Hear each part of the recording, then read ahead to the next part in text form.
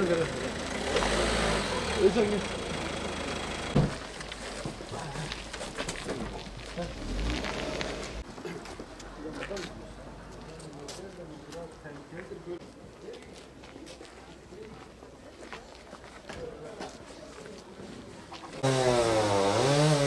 tekrar bu acılarımızı kimse yaşar.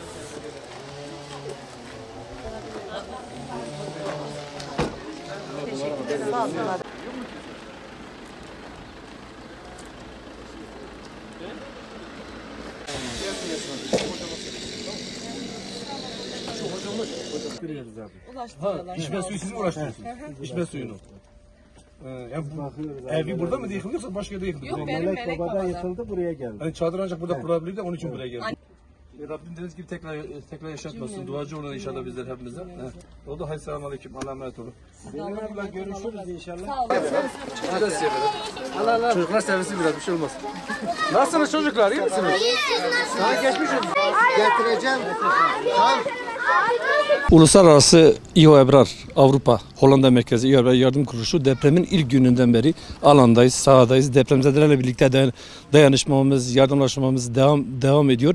Bugün biz Türkiye'de şu anda Malatya'dayız. Malatya'da buradan Adıyaman, Maraş, Hatay bütün deprem bölgelerini gezmeye, Avrupa'daki hayırseverlerin yardımlarını buraya ulaştırmaya, depremzedelere dayanışmayı göstereceğiz inşallah. Bugün burada Hollanda'da iş adamı Özcan Gül'ün yardımlarını dağıtmak için kendisiyle birlikte buradayız. Malatya'da yüzlerce gıda kolisi olmak üzere ve nakdi yardım olarak yetimlerin çadırlarına misafir olacağız, evlerine misafir olacağız, kaldıkları konteyner kentlerine misafir olacağız. Onlara yardımlarını dağıtacağız. Allah hayırseverlerden razı olsun.